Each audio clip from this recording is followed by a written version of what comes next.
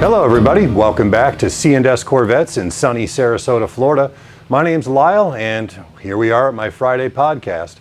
I'm going to talk to you today about track days. Now many of you who own C5s, C6s, C7s, even people with just getting their C8s want to go exercise their car in a way that they can't really do on the road. And track days run by professional organizations with actual coaches at actual racetracks is the way to do that. What I'm going to go over today are 5 things that you need to be thinking about, have in your possession, or be preparing for when you go to your first track day. So, well before you go to the track, most organizations are going to require you to fill out or have your mechanic fill out your tech sheet. What the tech sheet does is basically tell the race organization that's putting this on that the vehicle you're going to be piloting is safe, it is not leaking, it has tires with tread, all those basic things. But one of the things I'd recommend you do above and beyond just completing the tech sheet is, before your track day, make sure you start out with fresh brakes, make sure that your tires have at least 50% of their tread, if not more. And if you have a stick shift car, make sure that your clutch is going to be up to a task of 2 days of hard driving at 8 or 9/10 of the car's ability. Leaks will be taken care of just because they won't let you on track without fixing those. But that's the prep. That's the ahead of time thing you're going to do. Make sure that all those things are ready to go. Parts you're going to want to bring with you to the track. Now, on a normal track day or days, you shouldn't have to do a whole bunch of wrenching, okay? This isn't like a 14-hour endurance race where you know you're going to be changing brakes, you know you're going to be dealing with stuff for an extended period of time. You want to have things just in case. Things you want to have an extra set of brake pads. Number one, because especially with Corvettes, your brakes are going to disappear very fast when you start driving that car hard for a long period of time. Case in point, this is a full new brake pad. See all that beautiful pad material there? By contrast, these 2 brake pads came off of my Corvette after 2 hard days at Sebring. You will see very little brake pad on this and absolutely 0 brake pad on this. So do not be surprised when your Corvette starts to lose brakes after the beginning session of the second day. Plan on having a set of pads with you so you don't run into just the metal backing plate and start scoring up your rotors. You want to bring an extra set of belts. Now, your tech will have gone through and made sure that the belts that are currently on the car are safe and tight and not cracked and not aged and blah, blah, blah. But when you're going into turn 7 and you miss that downshift and you over rev the engine, LS engines, LT engines will sling a belt. Now, odds are that belt will be reusable, reattachable, and be just fine once you get back to your place in the pits. If it's not, it sure would be nice to have belts on hand so that you don't lose out on your $500 or $1,000 weekend that you just spent money on. Make sure you bring tire gauge and air pump with you, because before you go out on track, you're actually going to lower the air pressure in all 4 of your tires by anywhere from 3 to 6 pounds, depending on temperature of the day, your recommendation of your instructor, track recommendations. It changes depending on the environment, but you're always going to lower your tire pressure because the amount of heat your tires are going to be generating during your next 2 days of driving is going to ramp it back up 5, 6, 7 pounds of pressure. I would also bring a portable fan.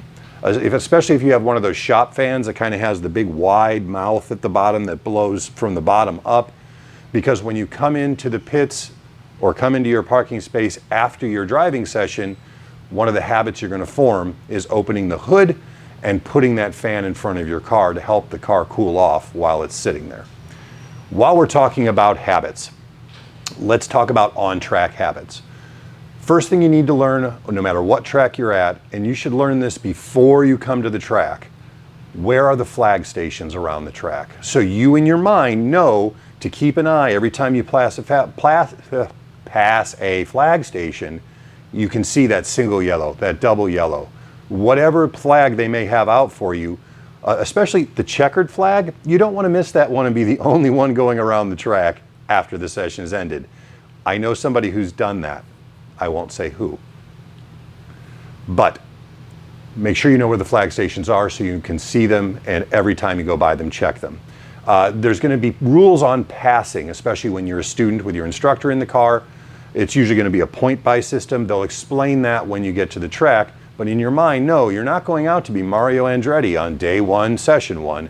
You're going to start slow, you're going to keep in an orderly line around the track, and gradually all of you will get faster as you learn the proper line. One little thing I'd want to share with you, if for any reason they stop you on track, you know, the race is red flag because somebody wrecked or somebody spilled oil all over the track and they bring you into the pits, take your car out of gear and take your foot off the brake pedal. Because what's happening is your brakes are going to be way hotter than they normally are in your daily driving. So you don't want to sit with your pads pressed against that hot rotor because it's going to cook off your pads and you're going to lose pad life really quickly. It's also going to warp the rotor if it's hot enough. So get in the habit of, whenever you're stopped on track during a session, take it out of gear, foot off the brake. Habits for when you get off the track. Your session is now ended. You've learned a lot. You scared yourself a little, maybe peed a bit, who knows. Things you want to look at as soon as you come off the track. Check your tire pressures all the way around. Physically check your tires as well to make sure you aren't losing chunks, you aren't seeing cord. Any of the things that could happen, you hit debris on the track and don't know it and you slice a tire. Things you want to know before you go back out on the track. Plus, you may have to add or remove additional air to get the tire pressure where you want it after they're nice and hot. You want to check all your fluids. Look at your brake fluid, look at your clutch fluid, check your oil level.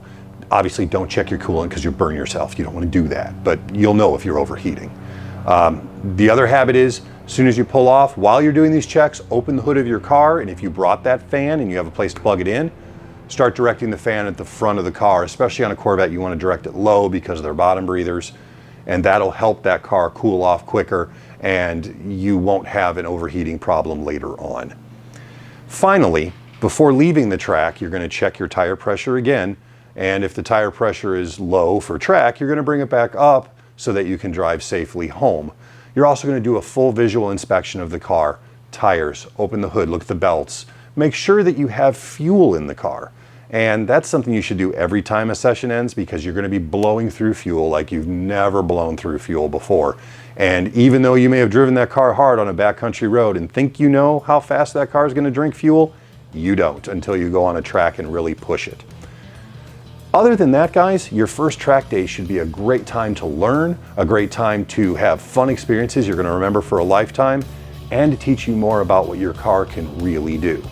If you have questions about this, if you are going to be setting up your C5, your C6, your C7 for the track, and you need advice or parts, by all means, email me at lyle@corvettepartscenter.com. And don't forget to like and subscribe so that we can continue to keep bringing you videos that mean something to you, improve your automotive experience, and most of all, lead to safe fun. Thank you for watching, and I'll see you next week.